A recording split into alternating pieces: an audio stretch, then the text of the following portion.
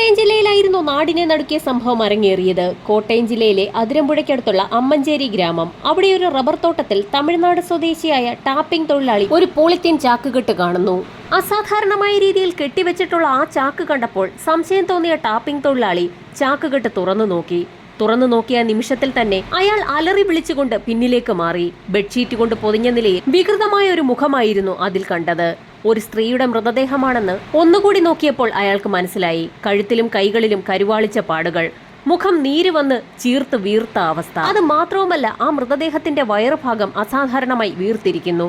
ഏകദേശം 7-8 മാസം ഗർഭിണിയെന്ന് തോന്നിക്കുന്ന തരത്തിലായിരുന്നു മൃതദേഹം കണ്ടെത്തിയ സ്ഥലത്ത് അക്രമം നടന്നതിന്റെ യാതൊരു ലക്ഷണങ്ങളുമില്ല. ആരാണ് ആ യുവതി? കേരള പോലീസിനെ കുഴപ്പിച്ച ആ ചോദ്യത്തിന് ഉത്തരം തേടിയുള്ള യാത്രയുടെ ചുരുളഴിഞ്ഞപ്പോൾ അന്വേഷണം എത്തി നിന്നത് ഞെട്ടിക്കുന്ന ചില കണ്ടെത്തലുകളിലാണ്. രാവിലെ ടാപ്പിങ്ങിനെത്തിയ തൊഴിലാളിയാണ് ഒരു തിട്ടയുടെ മുകളിലിരുന്ന ചാക്കുകെട്ടും അതിലെ മൃതദേഹവും കണ്ടത്. വിവരമറിഞ്ഞ പോലീസ് സംഘം കുതിച്ചെത്തി. ഒന്നിലധികം പേർ ചേർന്ന് ചെയ്ത കൊലപാതകം എന്നതായിരുന്നു പോലീസിന്റെ ആദ്യ സംശയം. അന്വേഷണം തുടങ്ങിയതും ആ വഴിക്കായിരുന്നു.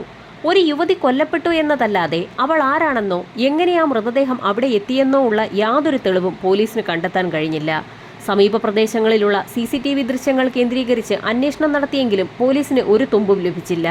സമീപ ദിവസങ്ങളിൽ ജില്ലയിൽ നിന്ന് കാണാതായ സ്ത്രീകളുടെ വിവരങ്ങൾ ശേഖരിക്കുക എന്നതായിരുന്നു പോലീസിന്റെ ആദ്യ നടപടി. സംസ്ഥാനത്തെയും അയൽ സംസ്ഥാനങ്ങളിലെയും മുഴുവൻ പോലീസ് സ്റ്റേഷനുകളിലേക്കും മൃതദേഹത്തിന്റെ ചിത്രം ഉൾപ്പെടെ വിവരങ്ങൾ കൈമാറി. കാണാതായ ചില യുവതികളുടെ ബന്ധുക്കൾ ഫോട്ടോ കണ്ടെത്തിയെങ്കിലും ആരും മൃതദേഹം തിരിച്ചറിഞ്ഞില്ല. കൊല്ലപ്പെട്ട യുവതി ഗർഭിണിയാണെന്നറിഞ്ഞതോടെ ആശുപത്രികൾ കേന്ദ്രീകരിച്ചും പോലീസ് അന്വേഷണം തുടങ്ങി. മൃതദേഹം കണ്ടെത്തിയ പ്രദേശത്തെ 6 മൊബൈൽ ടവറുകളുടെ പരിധിയിൽ നടന്ന ഫോൺ വിളികളും സമീപ വഴികളിലെ CCTV ദൃശ്യങ്ങളുമെല്ലാം പരിശോധിച്ചെങ്കിലും സംശയകരമായി ഒന്നും കണ്ടെത്താൻ പോലീസിന് കഴിഞ്ഞില്ല.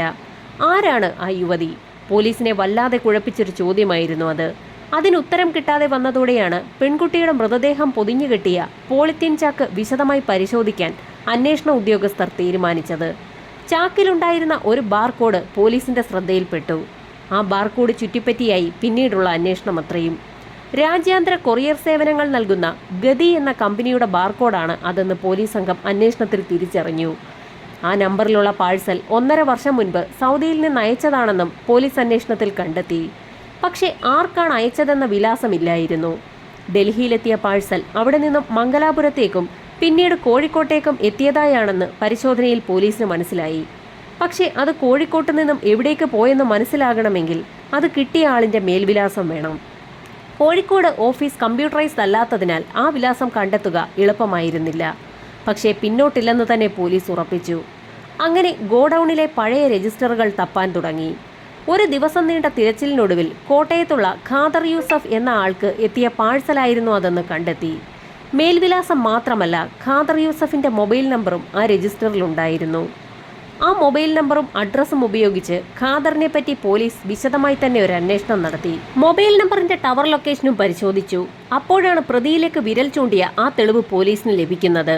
മൃതദേഹം കണ്ടെത്തിയതിന്റെ തലേ ദിവസം രാത്രിയിൽ ഖാദർ യൂസഫിന്റെ മൊബൈൽ ഫോണിന്റെ ലൊക്കേഷൻ അമ്മഞ്ചേരിയിലെ ആ റബ്ബർ തോട്ടത്തിന് സമീപത്തായിരുന്നു. ഈരാറ്റുപേട്ട സ്വദേശി ഖാദർ യൂസഫ് കോട്ടയം അതിരമ്പുഴയിലാണ് താമസിക്കുന്നത്. കുറേക്കാലം സൗദിയിലായിരുന്നു. മടങ്ങിയെത്തിയ ശേഷം കോട്ടയത്ത് ശാസ്ത്രി റോഡിൽ സർജിക്കൽ ഉപകരണങ്ങളുടെ കടയിൽ ജോലി ചെയ്യുകയായിരുന്നു. ഖാദർ യൂസഫിനെ തേടി അയാൾ ജോലി ചെയ്യുന്ന സ്ഥാപനത്തിലാണ് പോലീസ് സംഘം എത്തിയത്. കരുവാളിച്ച് വികൃതമായ മൃതദേഹത്തിന്റെ ഫോട്ടോ കാണിച്ച് ഇതാരാണെന്നറിയുമോ എന്നതായിരുന്നു പോലീസിന്റെ ആദ്യ ചോദ്യം. ഇത് അശ്വതിയല്ലേ എന്ന് പറഞ്ഞു തുടങ്ങിയെങ്കിലും അയാൾക്ക് അത് മുഴുവനാക്കാൻ കഴിഞ്ഞില്ല. താൻ അറിയാതെ പറഞ്ഞു പോയല്ലോ എന്നുള്ളതായിരുന്നു അയാളുടെ ചിന്ത. പക്ഷേ ആ സമയത്ത് ഖാദറിന്റെ മുഖത്ത് മിന്നിമറഞ്ഞ ഭാവങ്ങളിൽ നിന്നും ആ കൊലപാതകവുമായി ഖാദറിന് ബന്ധമുണ്ടെന്ന് പോലീസ് ഉറപ്പിച്ചു. അങ്ങനെ ഖാദറിന്റെ വീട്ടിൽ പോലീസ് ഒരു പരിശോധന തന്നെ നടത്തി. 1.5 വർഷത്തോളമായി ഖാദർ തനിച്ചാണ് താമസിക്കുന്നതെന്നാണ് പറഞ്ഞിരുന്നത്. ഭാര്യ വിദേശത്താണ്. പക്ഷേ ആ വീട്ടിൽ ഒരു സ്ത്രീ അടുത്ത ദിവസങ്ങളിൽ താമസിച്ചതിന്റെ എല്ലാ ലക്ഷണങ്ങളും ഉണ്ടായിരുന്നു. ഉപയോഗിച്ച് പാതിയാക്കിയ നെയിൽ പോളിഷ് ഉൾപ്പെടെ സ്ത്രീകൾ ഉപയോഗിക്കുന്ന വസ്തുക്കളെല്ലാം പോലീസ് അവിടെ നിന്നും കണ്ടെത്തി. കൂടാതെ വീട്ടിലെ 3 കട്ടിലുകളിൽ ഒരെണ്ണത്തിൽ ബെഡ്ഷീറ്റ് ഇല്ലായിരുന്നു. പിന്നാലെ ഖാദറിനെ പോലീസ് കസ്റ്റഡിയിലെടുത്തു. ഖാദറിനെ രഹസ്യ കേന്ദ്രത്തിലേക്ക് മാറ്റി അശ്വതി ആരാണെന്ന അന്വേഷണം പോലീസ് ആരംഭിച്ചു. അങ്ങനെ അശ്വതിയെ പോലീസ് സംഘം തിരിച്ചറിഞ്ഞു. അതിരമ്പുഴയിൽ ഖാദർ യൂസഫിന്റെ എതിർവശത്തെ വീട്ടിലെ 20കാരിയായിരുന്നു അശ്വതി. 1 വർഷം മുൻപ് പത്തനംതിട്ട ജില്ലയിലെ കോഴഞ്ചേരിയിലെ ബന്ധുവീട്ടിൽ നിന്ന് കാണാതായ ഒരു പെൺകുട്ടിയാണവൾ. ചോദ്യം ചെയ്യലിന്റെ തുടക്കത്തിൽ ഒന്നും അറിയില്ലെന്ന് പറഞ്ഞ് ഒഴിഞ്ഞു മാറിയെങ്കിലും വീട്ടിലെ ഒരു കട്ടിലിലെ ബെഡ്ഷീറ്റ് എവിടെയെന്ന ചോദ്യത്തിന് മുന്നിൽ ഖാദർ ആകെ പതറിപ്പോയി. മൃതദേഹം കണ്ടെത്തിയ പോളിത്തീൻ ചാക്ക് ഖാദറിന്റെ പേരിൽ പാഴ്സൽ പൊതിഞ്ഞ് വന്നതാണെന്ന് കൂടി പറഞ്ഞതോടെ മറ്റു വഴികളില്ല എന്ന് അയാൾക്ക് മനസ്സിലായി. അങ്ങനെ അയാൾ കുറ്റം ഏറ്റുപറഞ്ഞു. അതിരമ്പുഴയിലെ വീടിന്റെ എതിർവശത്ത് താമസിക്കുന്ന അശ്വതിയുടെ കുടുംബവുമായി ഖാദറിന് നല്ല അടുപ്പമായിരുന്നു.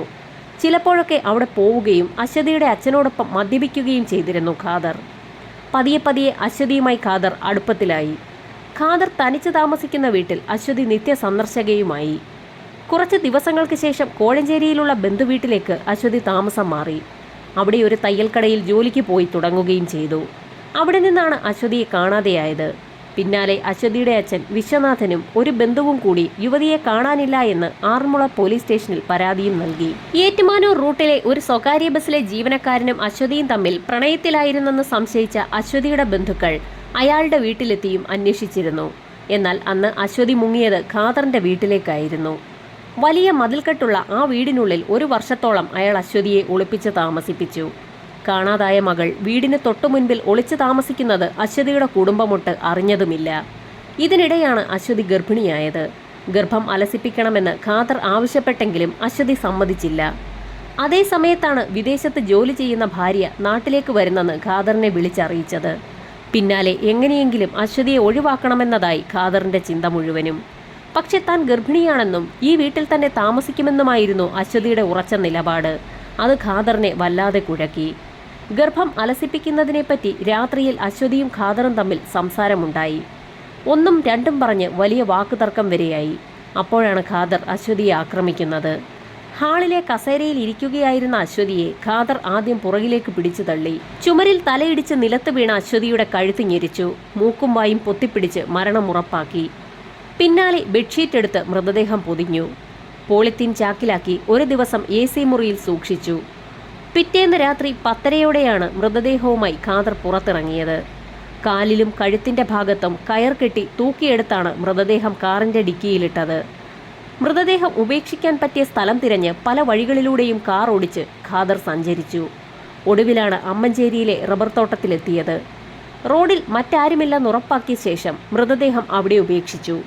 കൊലപാതകം നടത്തി 5ാമത്തെ ദിവസമാണ് ഖാദർ യൂസഫ് പിടിയിലാകുന്നത്. കുറ്റസമ്മതം നടത്തിയതോടെ അയാളെ പോലീസ് അറസ്റ്റ് ചെയ്തു. പോലീസ് തന്നിലേക്ക് എത്തില്ലെന്ന് ഉറപ്പിച്ച ഖാദറിന് പക്ഷേ വിനയായത് ആ പോളിത്തീൻ കവറായിരുന്നു. ഇരയെ തിരിച്ചറിഞ്ഞ ശേഷം പ്രതിയെ കണ്ടെത്തുന്നതിന് പകരം പ്രതിയിൽ നിന്ന് ഇരയിലേക്ക് സഞ്ചരിച്ചുവെന്നതാണ് ഈ കേസിന്റെ കൗതുകം. പോളിത്തീൻ ചാക്കിലെ ആ ബാർകോഡ് ഇല്ലായിരുന്നെങ്കിൽ ഒരിക്കലും അന്വേഷണം ഖാദർ യൂസഫിലേക്ക് എത്തുമായിരുന്നില്ല. അയാളെ കണ്ടെത്തിയില്ലെങ്കിൽ ആ മൃതദേഹം ആരുടേതാണെന്നും തിരിച്ചറിയാൻ കഴിയുമായിരുന്നില്ല. ഖാദർ യൂസഫുമായി തെളിവെടുപ്പ് പൂർത്തിയാക്കിയ പോലീസ് സംഘം അന്വേഷണം പൂർത്തിയാക്കി കുറ്റപത്രം കോടതിയിൽ സമർപ്പിച്ചു. കേവലം നിസ്സാരമായി തോന്നിയേക്കാവുന്ന ഒരു ബാർകോഡാണ് ഇവിടെ കേസ് അന്വേഷിക്കാൻ പോലീസ് സംഘത്തിന് ഗുണകരമായത്.